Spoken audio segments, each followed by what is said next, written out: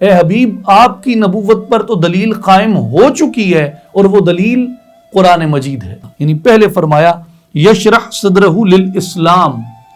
اسلام کے لیے اس کا سینہ کھول دیتا ہے. تو دین کے راستے پہ چلنا اللہ کے فضل کی نشانیوں میں سے ایک نشانی ہے، اور وہی ہے جس نے تم کو زمین میں نائب بنایا. الحمدللہ رب العالمین، الصلاة والسلام علی سید الانبیاء والمرسلین وعلی آلہ وصحبہ اجمعین.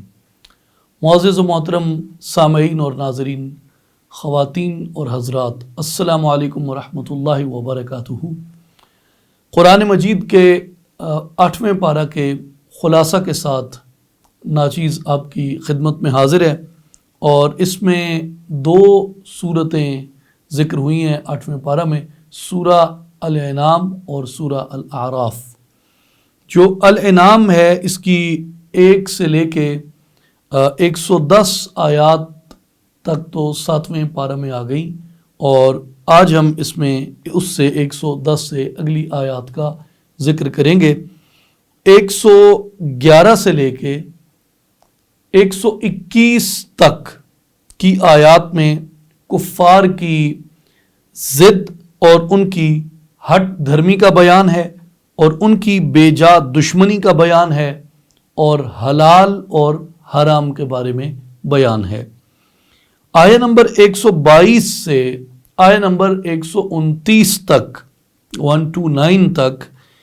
مسلم اور کافر کی مثال دی گئی ہے، سرکش مجرم کی سزا بیان کی گئی ہے، ہدایت اور گمراہی کا مدار بیان کیا گیا ہے، اور مسلمان اور کافر کے ٹھکانے کے بارے میں بیان کیا گیا ہے. اس کے بعد آیہ نمبر 130 سے آیت نمبر 140 تک کفار، جنوں اور انسانوں سے اللہ تبارک و تعالیٰ کا ایک غضبناک خطاب ہے، اور کفار کے اعمال بد کا بیان ہے. آیہ نمبر 140 سے آیہ نمبر 145 میں قدرت الہی کے دلائل کی صورت میں پھلوں اور حلال چوپایوں کا بیان کیا گیا ہے. الانعام کی آیہ نمبر 146 سے 154 تک جو محرمات ممنوعات ہیں ان کا بیان کیا گیا ہے، اور آیہ نمبر 155 سے 160 تک نزول قرآن کی حکمت بیان کی گئی ہے، فرقہ بندی کا تذکرہ کیا گیا ہے، اور ایک نیکی کے اوپر 10 گنا اجر کا ثواب کا بیان ہے. اور آیہ نمبر 161 سے لے کے آیہ نمبر 165 تک قریش مکہ کے لیے حضور صلی اللہ علیہ وآلہ وسلم کے جوابات اور اس کے ساتھ خلافت کا بیان ہے. اب آئیے 8ویں پارہ میں سے کچھ چیدہ آیات اور ان کے مضامین پہ مختصر جائزہ لیتے ہیں. جہاں سے آغاز ہوتا ہے 8ویں پارہ کا، وہاں پہ حضور نبی کریم صلی اللہ علیہ وآلہ وسلم کی نبوت اور رسالت پر ایمان لانے اور کفار کی ہٹ دھرمی کے بیان کے بارے میں یہاں آغاز ہوتا ہے. وَلَوْ أَنَّنَا نَزَّلْنَا إِلَيْهِمُ الْمَلَائِكَةَ وَكَلَّمَهُمُ الْمَوْتَى وَحَشَرْنَا عَلَيْهِمْ كُلَّ شَيْءٍ قُبُلًا مَا كَانُوا لِيُؤْمِنُوا إِلَّا أَن يَشَاءَ اللَّهُ وَلَكِنَّ أَكْثَرَهُمْ يَجْهَلُونَ. اور اگر ہم ان کی طرف فرشتے بھی اتار دیتے اور ان لوگوں سے یعنی کفار سے ان کے گزرے ہوئے مردے بھی باتیں کرنے لگتے، اور ہم ان پر ہر ایک چیز گروہ در گروہ جمع کر دیتے، یہ تب بھی ایمان نہ لاتے، سوائے اس کے جو اللہ چاہتا، اور ان میں سے اکثر لوگ جہالت سے کام لیتے ہیں. اس میں جو یہ آیہ نمبر 111 ہے، اور اس سے تھوڑا پیچھے آئیں 7ویں پارے کا جہاں پہ اختتام ہو رہا ہے، یعنی آیہ نمبر 109 کے اندر اگر آپ دیکھیں تو اللہ تبارک و تعالیٰ نے مسلمانوں کو یہ مخاطب کر کے فرمایا تھا کہ تمہیں کیا معلوم کہ جب یہ نشانیاں آ جائیں گی یہ لوگ پھر بھی ایمان نہیں لائیں گے. اس آیت میں یعنی وہ 109 میں بیان تھا، اب 111 کے اندر یہ بیان ہوتا ہے کہ اس آیت میں اللہ تعالیٰ نے ان کے بارے میں یہ فرمایا ہے کہ اگر وہ جو مطلوبہ ان کے معجزات ہیں، ان کے مطلوبہ معجزات سارے کے سارے اگر رونما کر بھی دیے جائیں، یعنی فرشتے نازل ہو جائیں، مردے کلام کرنے لگیں، اور ہر ایک چیز کو ان کے سامنے اگر جمع کر دیا جائے، یہ لوگ پھر بھی ایمان لانے والے نہیں ہیں۔ اور ان کے جو یہ مطالبات تھے، یعنی حضور علیہ الصلوۃ والسلام سے وہ یہ ذکر کرتے تھے کہ جی آپ ہمارے مردے آ کے آپ کی نبوت کی گواہی دیں، یا فرشتے اتر کے ہمیں بتائیں کہ واقعتاً آپ سچے رسول ہیں، اور اس طرح کے یہ تقاضے کرتے تھے۔ تو کون سی ایسی چیز تھی جو اس سے پہلے ان کے اوپر ظاہر نہیں کی جا چکی تھی؟ مثال کے طور پہ حضور علیہ الصلوۃ والسلام کی مٹھی میں، حضور کے دست اقدس میں، حضور کی کف اقدس کے اندر کنکریاں کلمہ پڑھتی، حضور علیہ الصلوۃ والسلام کو دیکھ کے شجر اور حجر سر نگوں ہو جاتے، سجدہ کرتے، شجر اور حجر حضور علیہ الصلوۃ والسلام کو دیکھ کے آپ سے کلام کرتے، تو پھر کس معجزے کے مطالبے کی گنجائش رہ گئی تھی؟ اس لیے قرآن مجید میں یہ کہا گیا کہ اگر یہ سب کچھ ظاہر کر بھی دیا جائے تو بھی یہ لوگ ایمان لانے والے نہیں ہیں، یہ جہالت کا سہارا لیتے ہیں، یہ اپنی عقل سے سوچتے نہیں ہیں۔ پھر حضور علیہ الصلوۃ والسلام کی نبوت کی حقانیت پہ دلیل قائم کرتے ہوئے کفار کو تنبیہ کی گئی ہے آیت نمبر 114 میں، اور یہ فرمایا کہ افغیر اللہ ابتغی حکما وهو الذی انزل الیکم الکتاب مفصلا والذین آتیناہم الکتاب یعلمون انہ منزل من ربک بالحق فلا تکونن من الممترین۔ تو کیا اللہ کے سوا میں کسی اور کا فیصلہ چاہوں؟ اور وہی ہے جس نے تمہاری طرف مفصل کتاب اتاری، اور جن کو ہم نے کتاب دی وہ جانتے ہیں کہ یہ تیرے رب کی طرف سے سچ اترا ہے۔ تو اے سننے والے تو ہرگز شک والوں میں نہ بن، یعنی مراد یہ کہ تو دلیل والوں، تو یقین والوں میں بن، شک والوں میں نہ بن۔ اب یہاں پہ نبوت کی دو دلیلیں ہمیں سمجھ میں آتی ہیں۔ اس سے پہلے اللہ تبارک و تعالیٰ نے فرمایا تھا کہ کفار نے پکی قسمیں کھا کر کہا کہ اگر ان کے مطلوبہ معجزات دکھا دیے جائیں تو وہ ضرور ایمان لائیں گے۔ ان کی ان پکی قسموں کے باوجود بھی پیدا کرنے والے نے، خالق اکبر نے ان کا رد کیا اور فرمایا کہ یہ جاہل لوگ ہیں،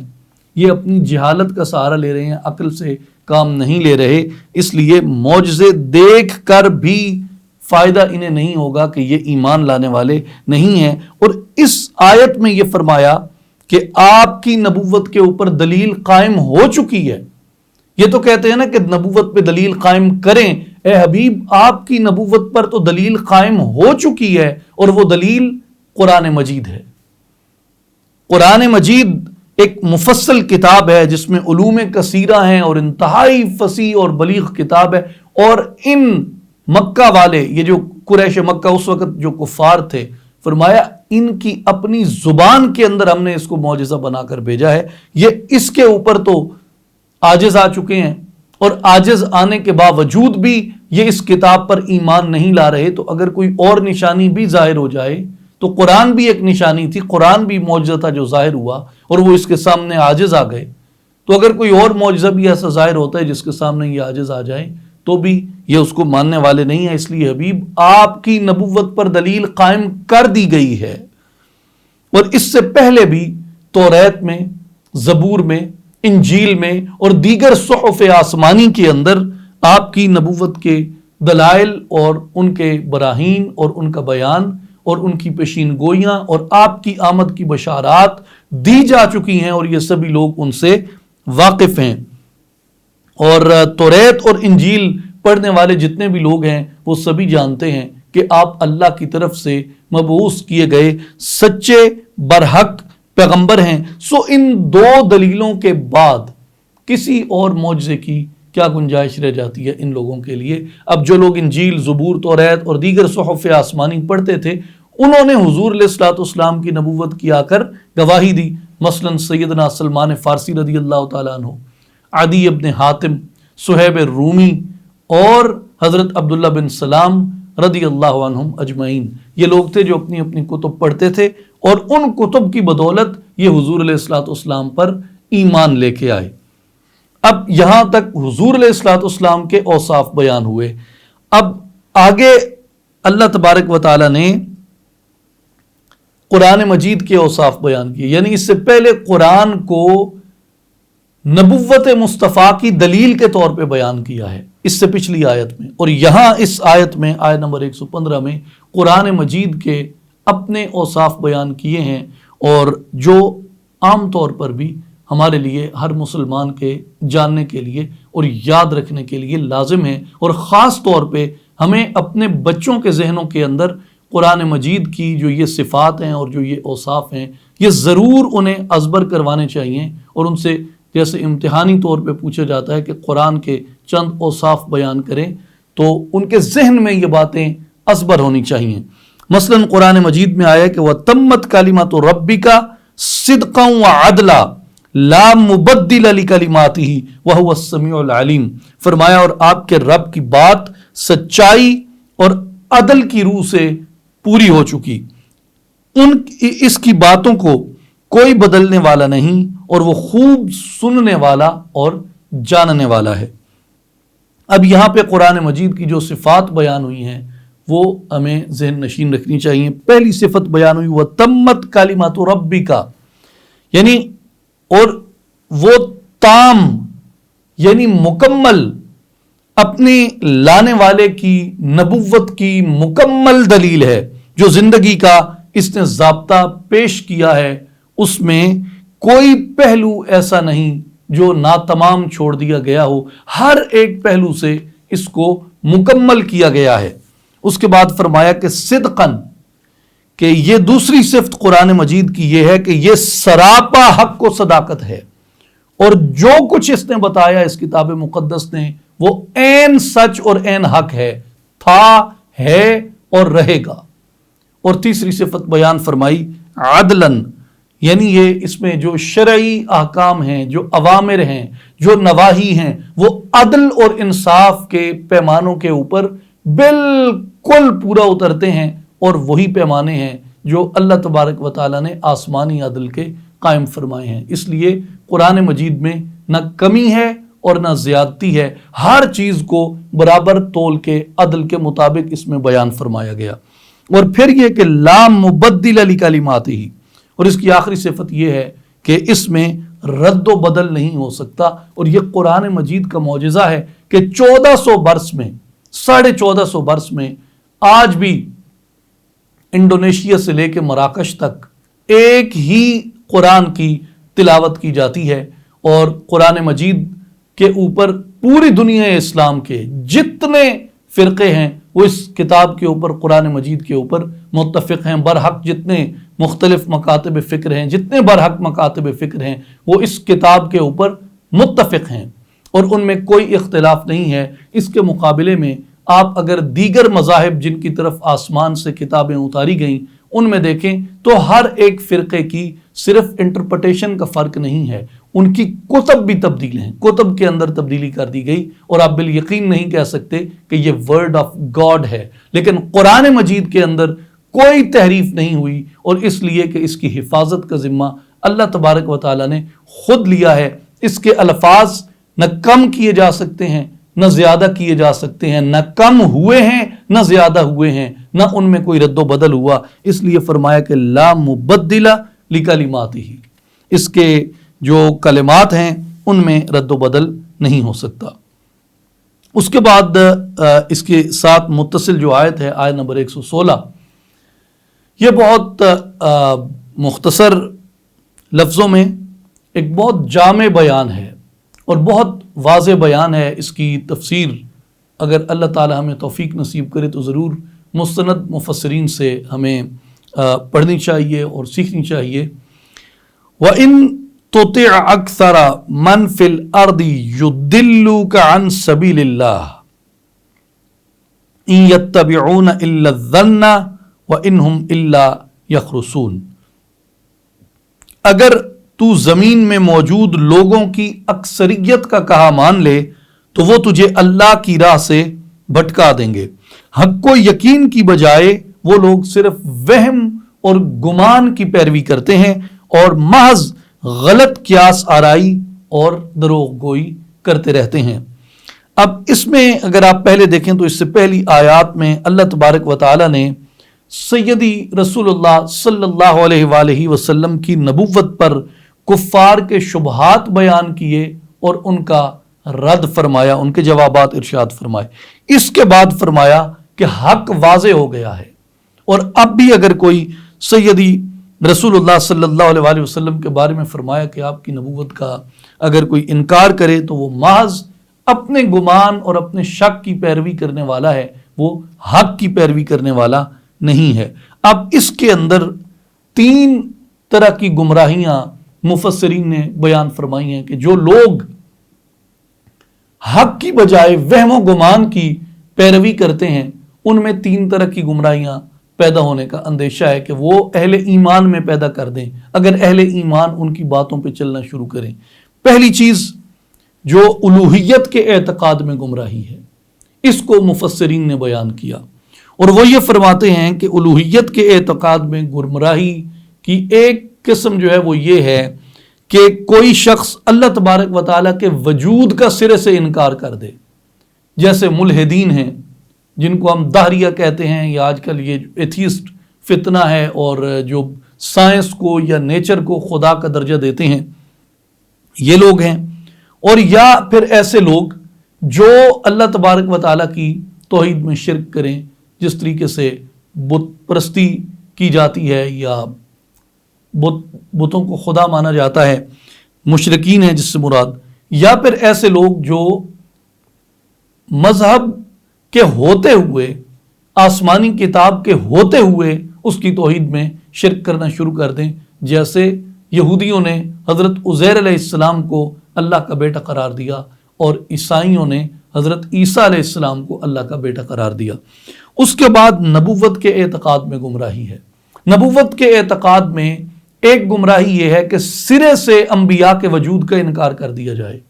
اس کی کئی مثالیں ہو سکتی ہیں، جو مثال کے طور پہ جیسے سکھ دھرم ہے، جیسے ہندو دھرم ہے، جیسے بدھ مت ہے، یہ لوگ نبوت کے پروفیسی کے اس طرح قائل نہیں ہیں جس طرح باقی آسمانی مذاہب جو ہیں وہ اس کے قائل ہیں۔ یعنی گو کہ یہود و نصارہ سیدی رسول اللہ صلی اللہ علیہ وآلہ وسلم کی نبوت کو برحق نہیں مانتے، یہ بھی گمراہی ہے کہ وہ حضور کی نبوت کو نہیں مانتے، لیکن وہ کسی حد تک نبوت کو اور انبیاء کو مانتے ہیں۔ اور اس کے ساتھ ساتھ جو اعتقاد نبوت میں، یعنی نبوت کے بارے میں جو اعتقاد ہے، اس میں جو گمراہی ہے وہ یہ کہ حضور علیہ الصلوۃ والسلام کو قرآن مجید نے خاتم النبیین کہا، اور آپ کے بعد بھی اگر کوئی کسی نبی کے بارے میں یقین رکھتا ہے یا یہ گمان رکھتا ہے کہ کوئی نبی آ سکتا ہے تو وہ بھی گمراہ ہے، جس طریقے سے فرقہ بہائیہ تھا یا جس طریقے سے فرقہ مرزائیہ قادیانیہ ہے۔ تو یہ بھی جو اعتقاد ہے نبوت کے بارے میں، اس کے بارے میں یہ گمراہی ہے۔ اور پھر اسی طرح علماء نے یہ بھی بیان فرمایا ہے کہ ایک اس اعتقاد میں گمراہی یہ بھی ہو سکتی ہے کہ خاتم النبیین صلی اللہ علیہ وآلہ وسلم کو نبی یہ برحق ماننے والا ہو، خاتم النبیین ماننے والا ہو، لیکن اس کے باوجود بھی آپ کی ذات گرامی کے اندر تنقیص کے پہلو نکالے اور آپ کے بارے میں بے ادبانہ زبان، جملے، قول، فعل، حرکت، سکنت اختیار کرے، جس سے حضور علیہ الصلوۃ والسلام کی شان اقدس میں بے ادبی کا شائبہ ہو، یا آپ کی زیارت کے لیے سفر کو حرام قرار دے اور بتوں کے حق میں نازل ہونے والی آیات کو آپ صلی اللہ علیہ وآلہ وسلم کی قبر انور کے اوپر منطبق کرے اور آپ کے فضل اور آپ کے کمال کو چھپانے کے لیے کوشاں رہے۔ یہ بھی علماء نے، مفسرین نے اس کو گمراہی قرار دیا ہے۔ اور اسی طرح ایک اور جو گمراہی جس کا شائبہ علماء کرام نے اور مفسرین نے بیان فرمایا، وہ یہ کہتے ہیں کہ احکام شرعیہ کے اندر ہے، اور احکام شرعیہ میں گمراہی اس وقت جو لوگ ہیں وہ مومنین کو، اہل یقین کو اس وقت گمراہ کرتے ہیں، یعنی مثال کے طور پہ جن چیزوں کو اللہ نے حرام قرار دیا ان چیزوں کو مستحب مان لیا جائے، اور جو چیزیں مستحب قرار دی گئی ہیں ان چیزوں کو وہ فرض یا واجب سمجھنے لگے، تو اس سے جو احکام شرعیہ ہیں ان کے بارے میں مومن کے اندر یا اس کے ایمان اور اس کے اعتقاد کے اندر گمراہی پیدا ہو جاتی ہے۔ اس لیے وہ لوگ جو اپنے ظن کی، اپنے شک کی، اپنے وہم کی جو پیروی کرتے ہیں، ان کی بات ماننے سے اور ان کے پیچھے چلنے سے اللہ جل شانہ نے منع فرمایا ہے، اور اس لیے فرمایا ہے کہ تم رسول پاک صلی اللہ علیہ وآلہ وسلم کے دامن اطاعت سے، حضور کی سنت سے اور کتاب اللہ سے اپنے آپ کو وابستہ رکھو۔ پھر آیت نمبر 120 میں ارشاد مبارک ہوتا ہے، یہ بھی ایک بڑا اہم پہلو ہے جو ہمیں سمجھنا چاہیے، اور یہ جامع ہے، یعنی پورے انسان کا احاطہ کر دیتا ہے یہ حکم، اور ہمیں اپنی ایک ڈائریکشن دیتا ہے یہ حکم، ایک سمت دیتا ہے کہ کیسے کیسے ہم نے کیٹیگرائزیشن کرنی ہے اپنی کریکٹر بلڈنگ کی، اپنی تعمیر سیرت کی، اپنے آپ کو ایک اچھے مسلمان کے پیکر میں ڈھالتے ہوئے کن کن تقاضوں کی ضرورت ہے، اور کیا کہیں ایسا تو نہیں کہ کوئی تقاضا ہم چھوڑ رہے ہوں، ترک کر رہے ہوں، اگنور کر رہے ہوں۔ تو یہ حکم جو ہے ہر چیز کو بڑے اختصار اور جامعیت سے بیان کر دیتا ہے۔ وَذَرُوا ظَاهِرَ الْإِثْمِ وَبَاطِنَهُ إِنَّ الَّذِينَ يَكْسِبُونَ الْإِثْمَ سَيُجْزَوْنَ بِمَا كَانُوا يَقْتَرِفُونَ، اور تم ظاہری اور باطنی یعنی نظر آنے والے اور چھپے ہوئے دونوں قسم کے جو گناہ ہیں ان کو ترک کر دو۔ وَذَرُوا ظَاهِرَ الْإِثْمِ وَبَاطِنَهُ، ظاہری گناہ بھی ترک کر دو اور باطنی گناہ بھی ترک کر دو، بے شک جو لوگ گناہ کما رہے ہیں انہیں عنقریب سزا دی جائے گی ان اعمال بد کے باعث جن کا وہ ارتکاب کرتے تھے۔ ظاہری گناہ وہ ہوتے ہیں جن کو عام طور پہ ہم سے دوسرے لوگ دیکھ سکتے ہیں، لیکن باطنی گناہ وہ ہوتے ہیں جو ہمارے سینوں میں پنہاں ہوتے ہیں، کوئی اور ان کو نہیں دیکھتا لیکن وہ ہمارے اندر موجود ہوتے ہیں۔ تو اس کو کہا گیا ہے کہ کچھ گناہ ایسے ہیں جو بندہ جلوت میں کرتا ہے، اور کچھ گناہ ایسے ہیں جو بندہ خلوت میں کرتا ہے۔ تو اس آیت کی مراد یہ ہے کہ اے مومنو، اپنی خلوت اور جلوت میں ایک ہو جاؤ، جو خلوت میں ہوتے ہو وہی جلوت میں بنو، اور جو جلوت میں ہوتے ہو وہی خلوت میں بنو، یعنی تمہاری خلوت اور جلوت کا فرق ختم ہو جائے، دونوں جگہ پہ تمہارا کردار، تمہاری سوچ، تمہاری فکر وہ یکساں رہے۔ اور اس کے ساتھ ساتھ اس کا معنی یہ ہے کہ اقرار باللسان و تصدیق بالقلب، زبان کو بھی ٹھیک کرنا ہے اور دل کو بھی ٹھیک کرنا ہے۔ محض اس بدن کو سنوار لینا کافی نہیں ہے، بلکہ دل کی میل اتارنا بھی ضروری ہے۔ اور جو گناہ دل میں چھپے ہیں جن میں سب سے بڑا گناہ غفلت ہے، اللہ کے ذکر سے غفلت، حسد ہے، کینہ ہے، بغض ہے، تکبر ہے، نفاق ہے، حرص ہے، طمع ہے، لالچ ہے، یہ سب وہ چیزیں ہیں جو ہمارے باطنی گناہ ہیں، ان کو بھی ترک کرنا ہے۔ اور میرے یوتھ فیلوز اگر مجھ سے ناراض نہ ہوں تو میں قرآن مجید کے اس درس کی لبرٹی لیتے ہوئے یہ عرض کروں گا کہ وہ چیزیں جو ہم سب کے سامنے اپنے اسمارٹ فون کی سکرین پہ دیکھتے ہیں، ہمیں صرف وہی چیزیں تنہائی میں دیکھنی چاہیے، اور جو چیزیں ہم تنہائی میں دیکھتے ہیں وہی چیزیں ہمیں سب کے سامنے دیکھنی چاہیے، اور اپنے اسمارٹ فون کی سکرین کو ایک صحیح مومن کی طرح استعمال کریں کہ جس کو ظاہر کرنے پہ کوئی ندامت یا کوئی شرمندگی نہ ہو۔ کسی کا دل دکھا ہو تو میں معذرت چاہتا ہوں، اللہ تعالی ہم سب کو نیک اعمال کی توفیق دے۔ پھر الانعام آیت نمبر 125 میں ارشاد ہوتا ہے، فَمَن يُرِدِ اللَّهُ أَن يَهْدِيَهُ يَشْرَحْ صَدْرَهُ لِلْإِسْلَامِ، پس اللہ جس کسی کو بھی اپنے فضل سے ہدایت دینے کا ارادہ فرماتا ہے اس کا سینہ اسلام کے لیے کشادہ کر دیتا ہے۔ اس کا ایک معنی یہ ہے کہ جو آدمی اللہ تبارک و تعالی کے دین کے راستے پہ چل رہا ہے، فی الحقیقت یہ ہے کہ اللہ نے اس کو ہدایت عطا کرنے کا ارادہ فرما لیا ہے اپنے فضل سے اور اپنے کرم سے۔ تو دین کے راستے پہ چلنا اللہ کے فضل کی نشانیوں میں سے ایک نشانی ہے۔ اور اس کے ساتھ دوسری بات یہ بھی ہمیں اپنے ذہن میں رکھنی چاہیے، مثلا سورہ تغابن میں اس سے ملتا جلتا ایک اور بیان ہے، وَمَن يُؤْمِن بِاللَّهِ يَهْدِ قَلْبَهُ، اور جو شخص اللہ پر ایمان لاتا ہے تو اس کے دل کو وہ ہدایت عطا فرما دیتا ہے. یعنی پہلے فرمایا یشرح صدرہ للاسلام،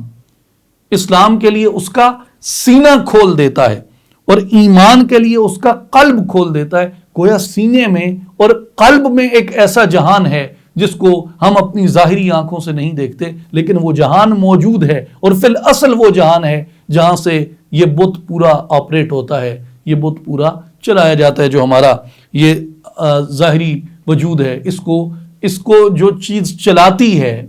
اس کی جو ڈرائیونگ فورس ہے، وہ دراصل انسان کا سینہ اور سینے کے اندر انسان کا دل ہے. اب سوال یہ ہے کہ شرح صدر سے کیا مراد ہے؟ شرح صدر سے کیا مراد ہے کہ سینہ کھل جائے؟ تو اس کا بڑا سادہ معنی ہے، اور وہ معنی بیان کیا ہے میرے پاک پیغمبر محمد مصطفیٰ احمد مجتبیٰ صلی اللہ علیہ وآلہ وسلم نے. ایک شخص نے سوال کیا آقا پاک علیہ الصلوۃ والسلام کی بارگاہ میں، کیف الشرح یا رسول اللہ، کہ یا رسول اللہ صلی اللہ علیہ وسلم شرح صدر کی کیفیت کیا ہوتی ہے؟ شرح صدر سے کیا مراد ہے؟ یعنی جس کسی کو سینے کی کھلنا نصیب ہو جاتا ہے، شرح صدر نصیب ہو جاتی، کیسے پتہ چلے؟ اس کی کیفیت کی شناخت کیا ہے کہ اس کی شرح صدر ہو چکی ہے؟ میرے آقا کریم صلی اللہ علیہ وسلم نے 3 جملے فرمائے، 3 لفظوں میں ساری بات حضور نے بیان فرما دی. فرمایا الانابۃ الی دار الخلود والتجافی عن دار الغرور والاستعداد للموت قبل لقاء الموت. اللہ اکبر. شرح صدر کی 3 نشانیاں سن لیں اور یاد کر لیں. پہلی نشانی شرح صدر کی یہ ہے کہ انسان آخرت کی طرف مائل ہو جاتا ہے. پہلی نشانی، انسان آخرت کی طرف مائل ہو جاتا ہے. دوسری نشانی شرح صدر کی، اس دنیا سے انسان کا دل متنفر ہو جاتا ہے، اس دنیا سے دل اٹھ جاتا ہے، آخرت کی طرف دیکھتا ہے. اور تیسری نشانی والاستعداد للموت قبل لقاء الموت، موت کے آنے سے پہلے وہ موت کے لیے مکمل تیار ہو چکا ہوتا ہے. 3 نشانیاں شرح صدر کی میرے آقا نے بیان کی.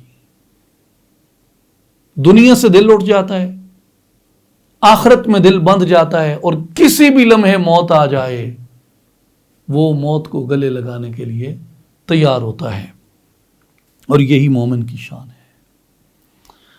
اللہ اکبر. سورہ زمر میں ارشاد مبارک ہے فمن شرح اللہ صدرہ للاسلام فہو علی نور من ربہ، بھلا اللہ نے جس شخص کا سینہ اسلام کے لیے کھول دیا ہو تو وہ اپنے رب کی طرف سے نور پر فائز ہو جاتا ہے. فہو علی نور من ربہ،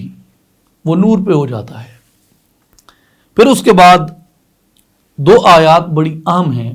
احکامات کے حوالے سے. الانعام میں 151 اور 152، 151 اور 152. ان 2 آیات میں اللہ تبارک و تعالیٰ نے 9 چیزوں سے روکا ہے، 9 چیزوں کو حرام قرار دیا ہے. ایک،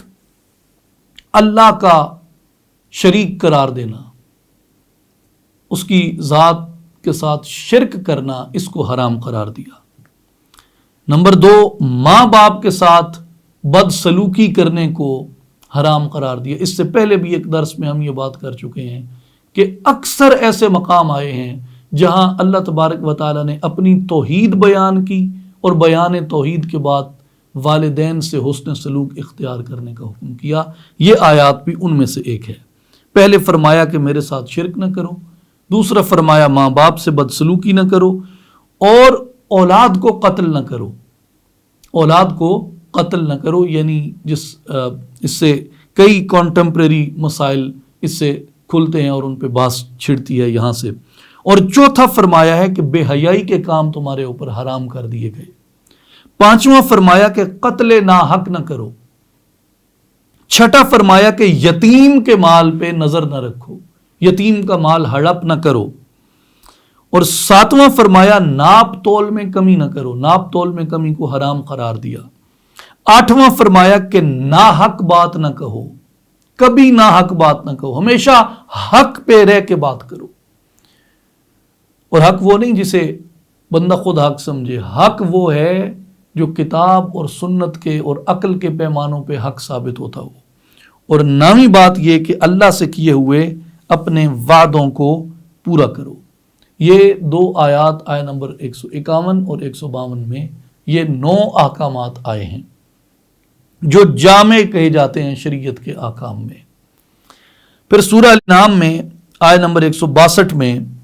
اللہ تبارک و تعالیٰ نے یہ ہمیں بتایا کہ تمہاری تمام عبادات، تمام ریاضات، تمام اطاعتیں، تمام بندگی جو تم کرتے ہو اور جو کچھ بھی تم میرے راستے میں کرتے ہو، اس کا تمہارا منزل مقصود کیا ہے، یعنی ہم نصب العین کیا ہے، فائنل گول کیا ہے، اس کا وہ فائنل گول بیان کر دیا۔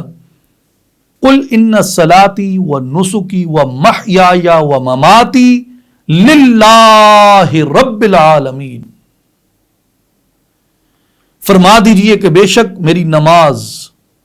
میرا حج اور قربانی سمیت جتنی بندگی ہے، اور میری زندگی و محیای، میری زندگی اور میری موت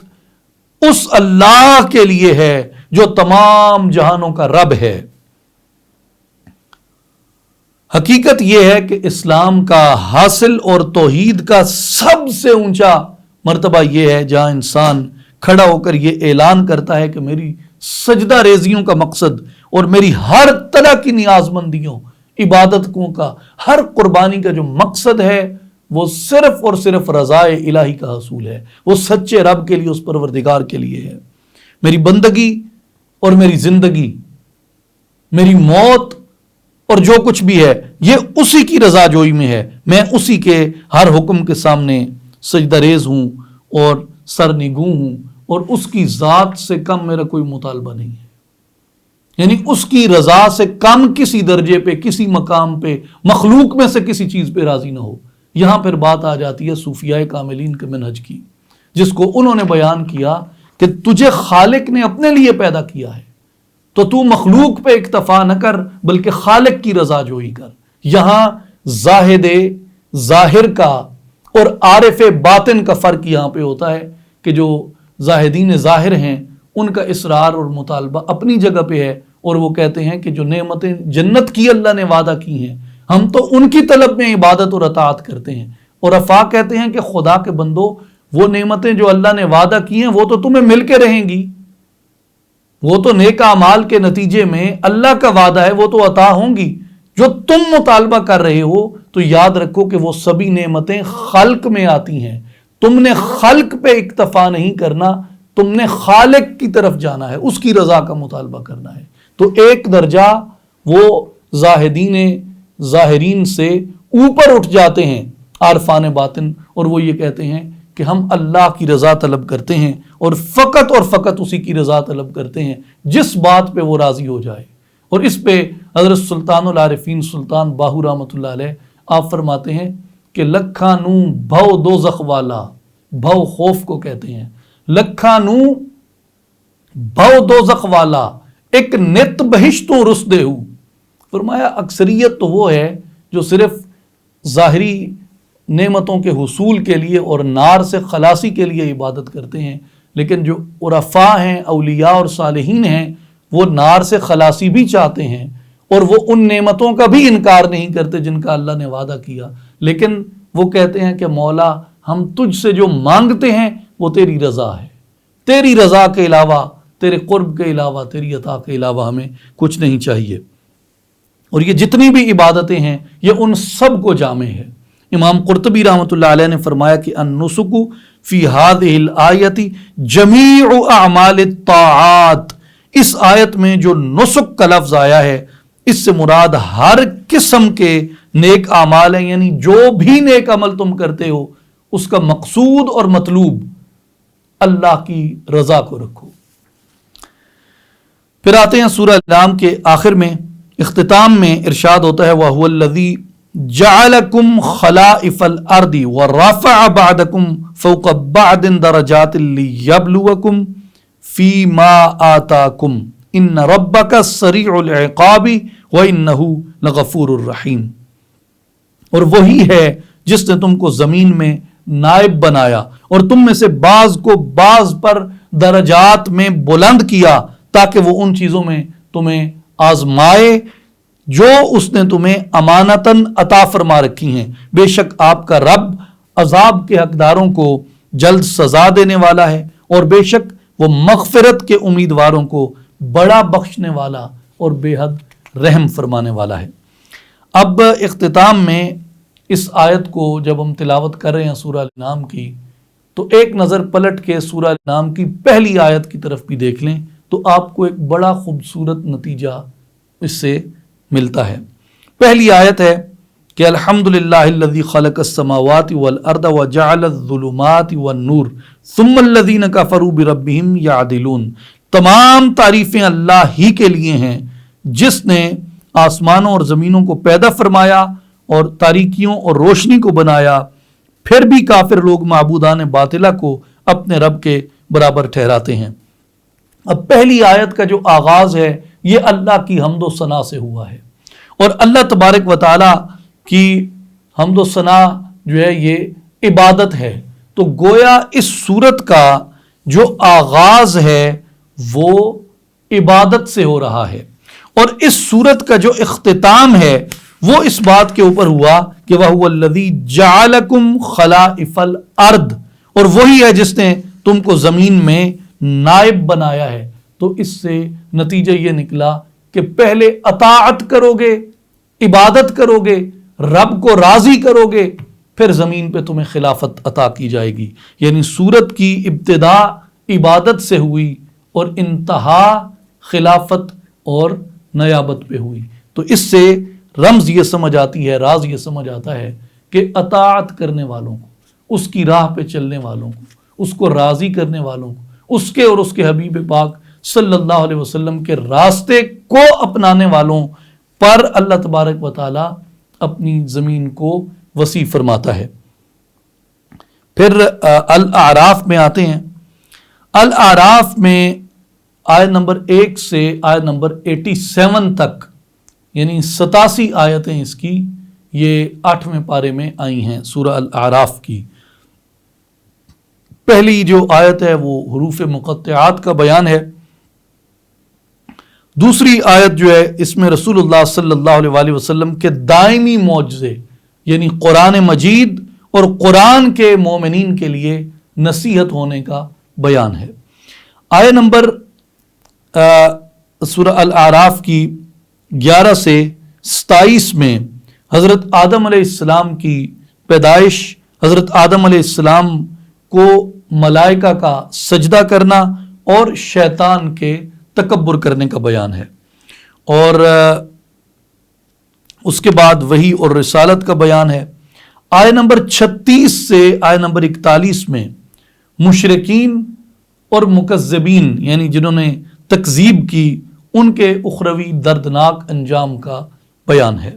आयत नंबर 42 से आयत नंबर 45 में हशर के दिन मोमिनीन के हालात बयान हुए और उनका अहले दोज़ख से जो मुकालमा होगा उसको बयान किया गया। और आयत नंबर 46 से 49 तक अहले आराफ का जो आराफ के लोग होंगे उनका दोज़खियों से मुकालमा किया गया। और फिर आयत नंबर 50 से आयत नंबर 52 में अहले दोज़ख की गुफ्तगू बयान की गई। फिर आयत नंबर 53 यानी 53 से 58 में अल्लाह तबारक व तआला का अपने वजूद और अपनी वहदानियत के ऊपर दलाइल कायम फरमाने का बयान है। फिर आयत नंबर 59 से आयत नंबर 64 में हज़रत नूह अलैहिस्सलाम और उनकी कौम पे आने वाले अजाब का बयान है। आयत नंबर 65 से आयत नंबर 72 तक हज़रत हूद अलैहिस्सलाम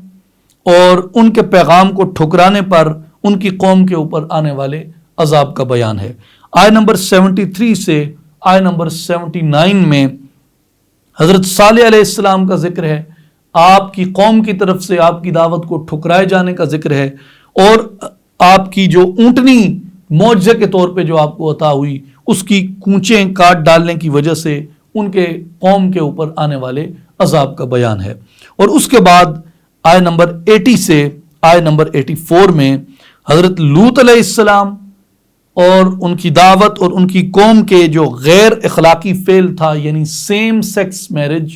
اور ہم جنس پرستی، اس کے کرنے کی وجہ سے ان کی قوم کے اوپر جو عذاب آیا، قرآن مجید نے اس کو بیان فرمایا، اور جو سیم سیکس میرج ہے، ہم جنس پرستی ہے، اس کی قرآن مجید میں مذمت کی گئی ہے۔ پھر ہم اس سے پہلے کہ تھوڑی تھوڑی آیات کی تلاوت کریں اور اس میں سے کچھ نکات اخذ کریں، سورہ الاعراف کا جو معنی ہے وہ علامہ زبیدی رحمۃ اللہ علیہ نے لکھا ہے، جو معروف لغت دان ہیں عربی کے۔ وہ فرماتے ہیں کہ یہ لفظ عرف سے بنا ہے اور اس کا معنی بلندی ہے، اور اس کا معنی جاننا اور پہچاننا بھی ہے،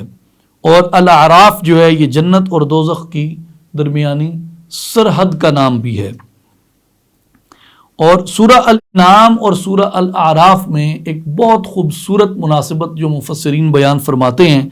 وہ یہ کہتے ہیں کہ وہ امور جو سورہ الانعام میں اجمالاً بیان ہوئے، وہ سورہ الاعراف میں تفصیلاً بیان ہوئے۔ اس لیے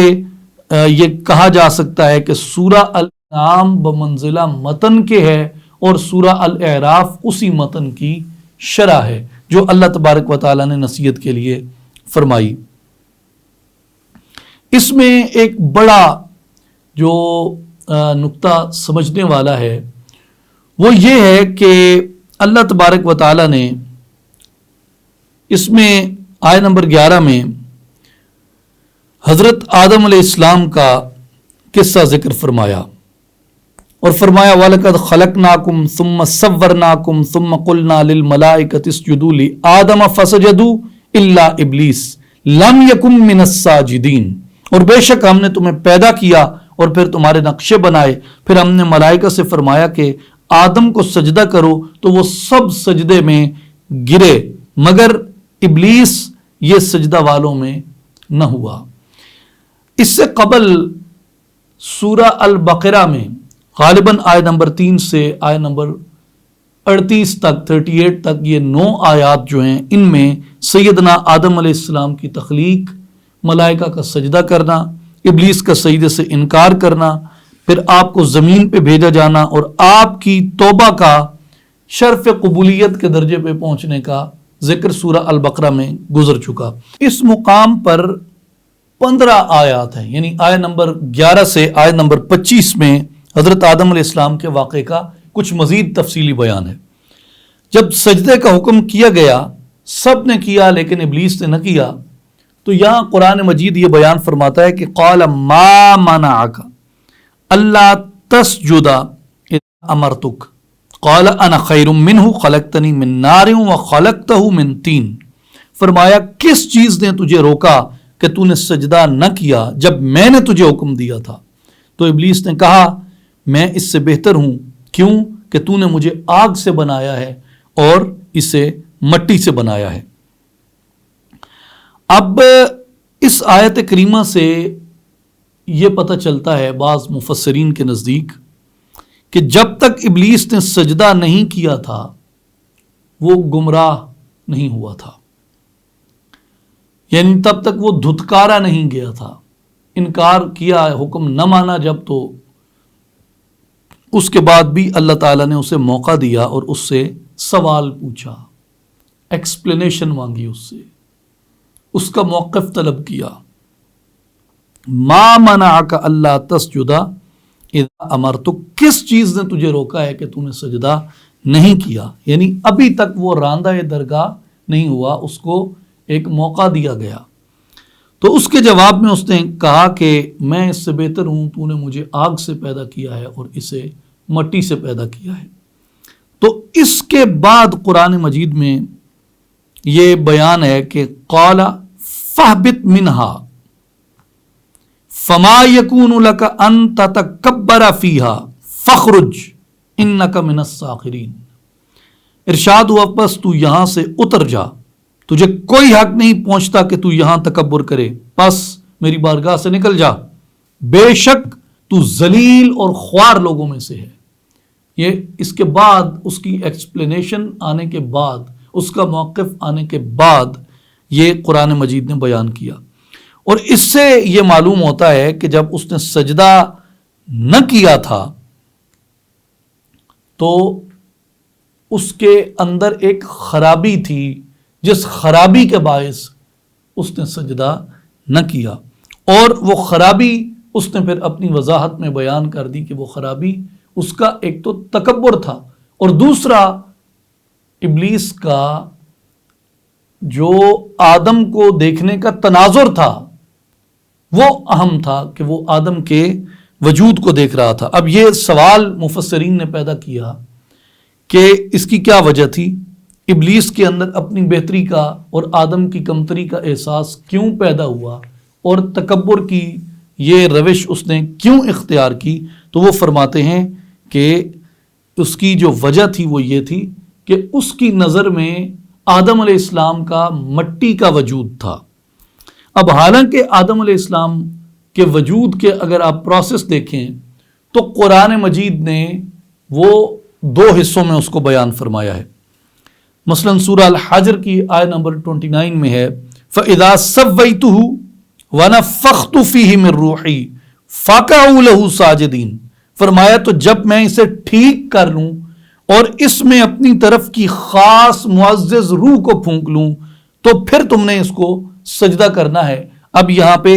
تین چیزیں آ گئیں، فَإِذَا سَوَّيْتُهُ، جب میں اسے ٹھیک کر لوں، بن جائے، جب اس کا وجود مکمل ہو جائے، اور وجود مکمل ہونے کے بعد دوسری بات کیا، وَنَفَخْتُ فِيهِ مِن رُوحِي،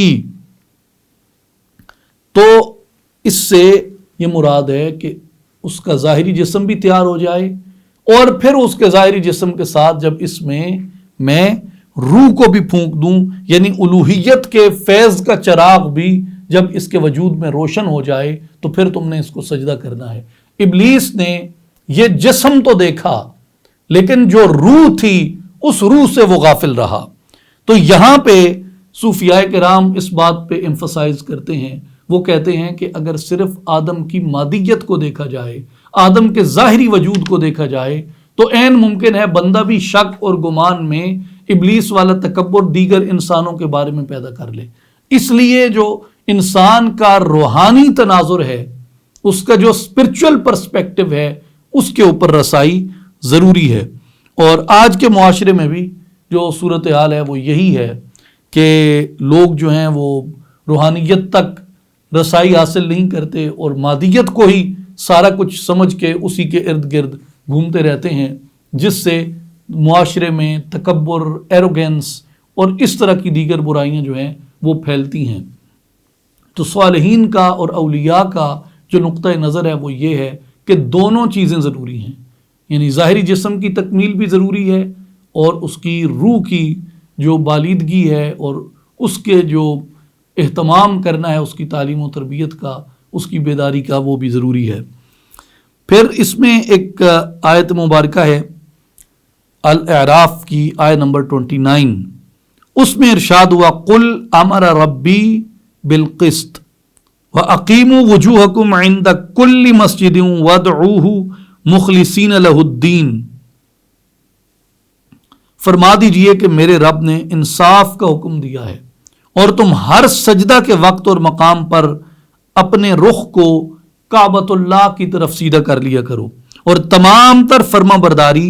یعنی اخلاص، تمام تر فرما برداری اسی کے لیے خالص کرتے ہوئے اس کی عبادت کیا کرو۔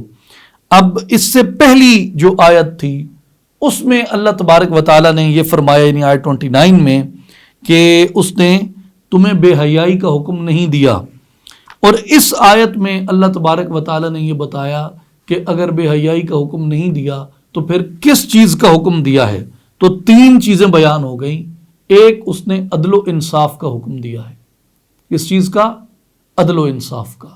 اور دوسرا اس نے جو حکم کیا ہے وہ ایک سمت قبلہ کا دیا ہے، یکسوئی کا دیا ہے، جسے اقبال کہتے ہیں کہ کسی یکجائی سے اب عہد غلامی کر لو، ملت احمد مرسل کو مقامی کر لو۔ اور تیسرا اس نے اطاعت و بندگی میں اخلاص اختیار کرنے کا حکم دیا ہے۔ اور ضحاک ابن قیس رضی اللہ عنہ بیان کرتے ہیں رسول اللہ صلی اللہ علیہ وسلم نے فرمایا کہ اپنے تمام اعمال اخلاص کے ساتھ ادا کیا کرو، کیونکہ اللہ تبارک و تعالی اخلاص کے بغیر کسی عمل کو قبول نہیں فرماتا۔ اب آئیے گفتگو کے اختتامی اور آخری حصے میں، آیت نمبر 59 سے لے کے آیت نمبر 87 تک، جہاں پہ پارے کا اختتام ہوتا ہے 87 تک۔ اس میں حضرت نوح علیہ السلام آپ کی باعث تبلیغ، قوم پر طوفان کا عذاب اور طوفان نوح اور کشتی کی تفصیل ہے۔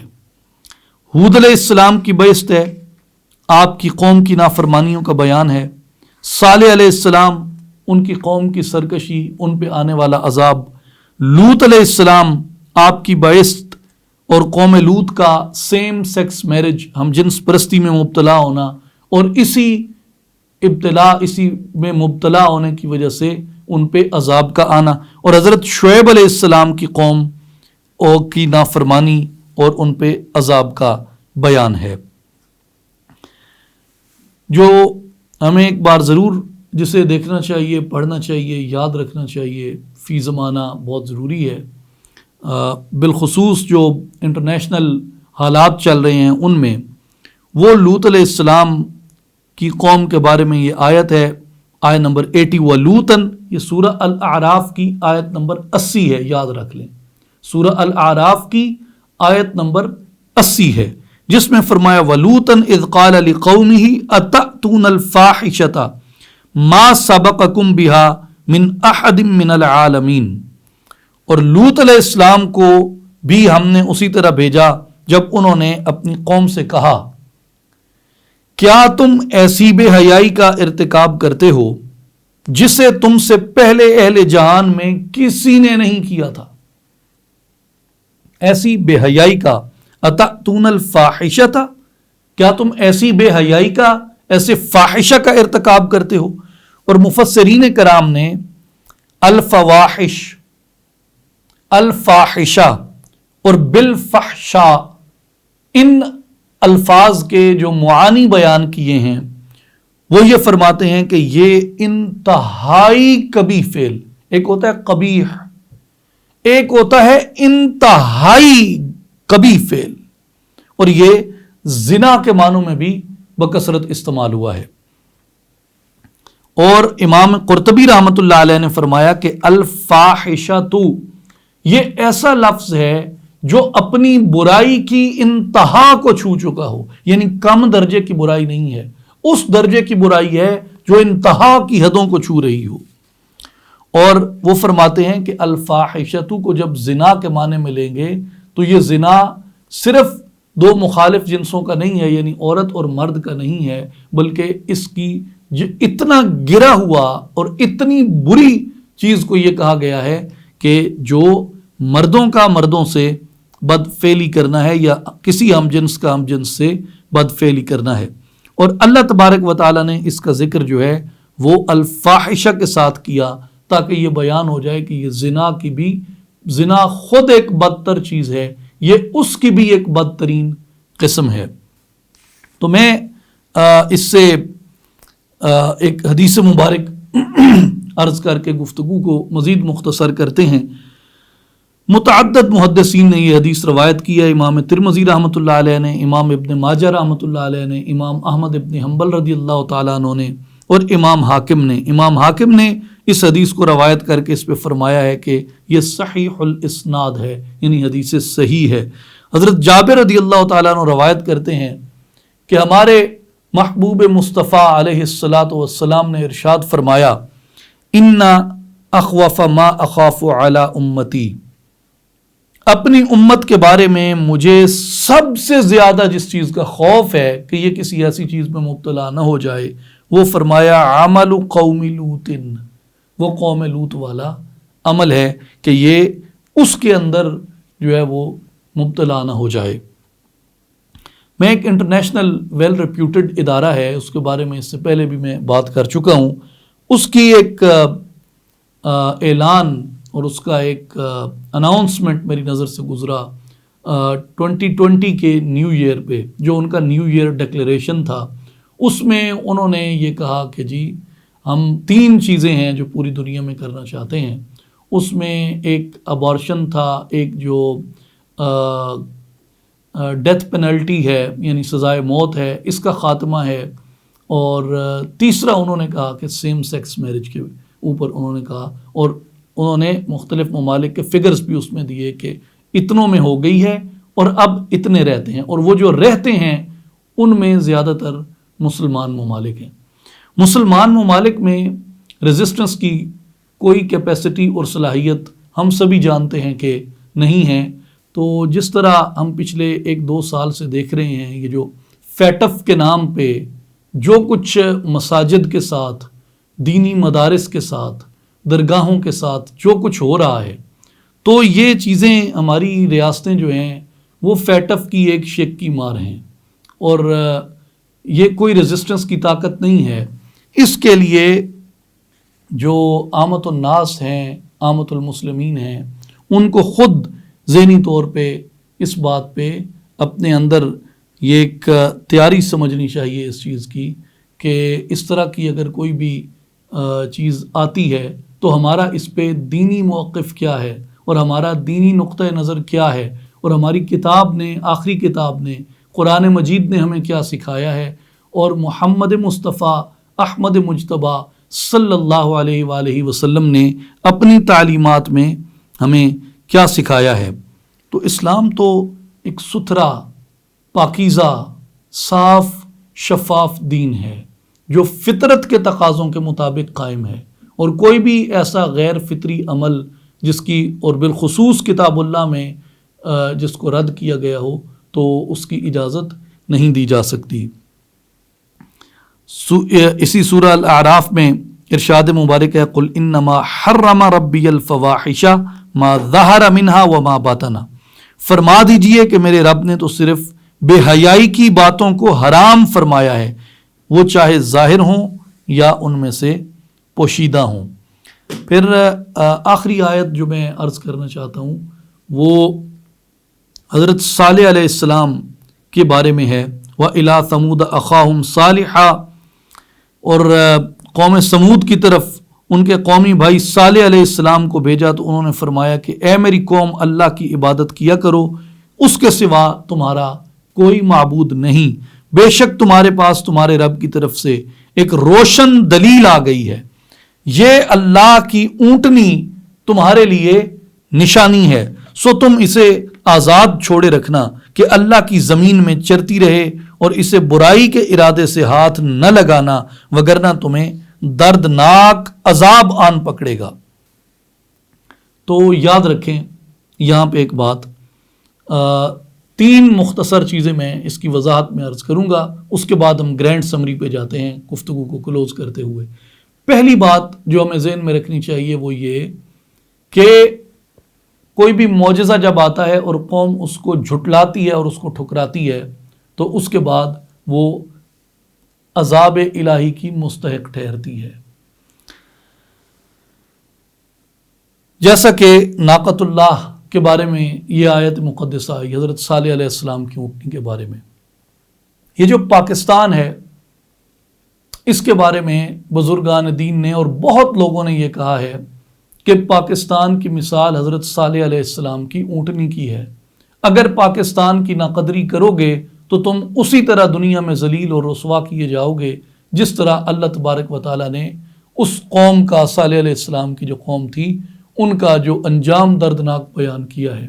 تو ہمیں پاکستان کے ساتھ اللہ تبارک و تعالیٰ کے اس عطا کیے ہوئے عظیم عطیہ کے ساتھ ایک غیر متزلزل اور غیر مشروط وفاداری ہمیں اپنی اس کے ساتھ رکھنی چاہیے، اور کوئی ایسا قول فعل نہیں کرنا چاہیے جس سے کہ اس مملکت خداداد کا وجود خطرے میں آئے. اور اس سے ملتی دوسری بات یہ ہے کہ رسول پاک صلی اللہ علیہ وآلہ وسلم نے سیدنا علی المرتضیٰ شیر خدا رضی اللہ تعالیٰ عنہ، خلیفہ چہارم امیر المؤمنین، آپ کو یہ فرمایا تھا کہ اے علی رضی اللہ تعالیٰ عنہ، فرمایا کہ اے علی، جو شخص تجھے قتل کرے گا وہ صالح علیہ السلام کی قوم کے اس شخص کی طرح بدتر ہوگا جس نے اس اونٹنی کی کونچیں کاٹی تھیں۔ تو سیدنا علی المرتضیٰ رضی اللہ تعالی عنہ کی شہادت کے بعد اس امت کے اندر وہ اتحاد اور یکجہتی پھر کبھی پیدا نہ ہو سکی، اور حضرت علی المرتضیٰ رضی اللہ تعالیٰ عنہ کی جو شہادت ہے وہ کسی مجوسی، نصرانی یا یہودی کے ہاتھوں نہیں ہوئی، وہ ایک مسلمان کہلانے والے شخص کے ہاتھوں ہوئی جو کلمہ نبی کا پڑھتا تھا۔ اور وہ کس لیے ہوئی؟ اس لیے کہ وہ تکفیر علی کا قائل تھا اور وہ لوگ حضرت علی رضی اللہ تعالیٰ عنہ کی تکفیر کرتے تھے۔ تو اس لیے تکفیر ایک ایسا عمل ہے جو لوگوں سے داماد رسول، حضور کے بھائی، اور اس امت میں جن کا یہ مقام ہے کہ رسول اللہ صلی اللہ علیہ وسلم نے ان کے قاتل کو صالح علیہ السلام کی اونٹنی کی کونچیں کاٹنے والے شخص کی طرح اس کے برابر بدبخت قرار دیا، تو تکفیر اس حد تک لے جاتی ہے۔ اس لیے مسلمانوں کی تکفیر جو ہے وہ ہمارے دین میں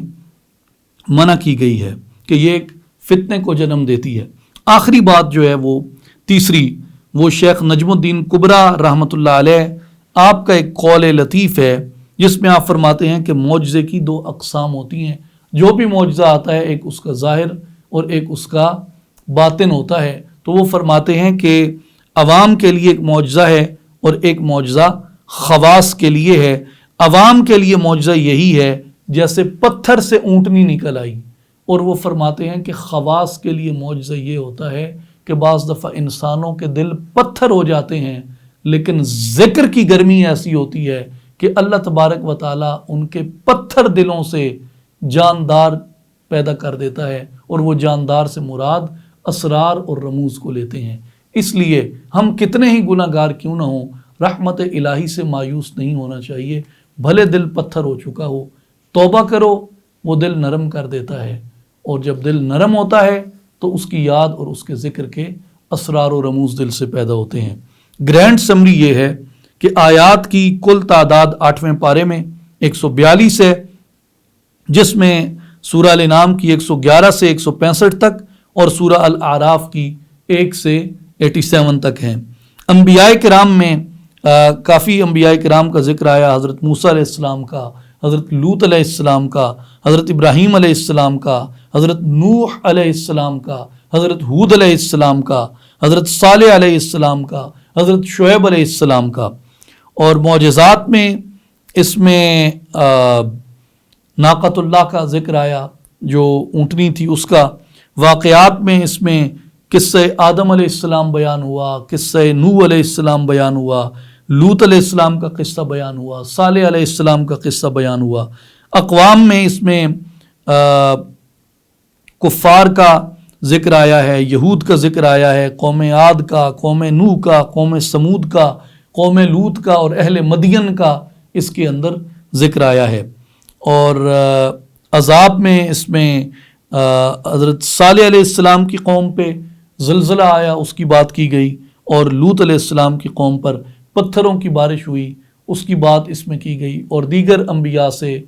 جو ان کے واقع جب آئے تو ان کے ساتھ جو ان کی قوموں پہ عذاب آئے ان کا ذکر آیا۔ اللہ تعالی ہمیں اپنے عذاب اور اپنی گرفت سے محفوظ رکھے، ہمارے گناہوں کو معاف فرما دے، ہمارے گناہوں کی پردہ پوشی فرمائے، اور ہمارے ظاہر اور باطن کو قرآن مجید کے نور سے منور فرمائے۔ وآخر دعوانا ان الحمد للہ رب العالمین۔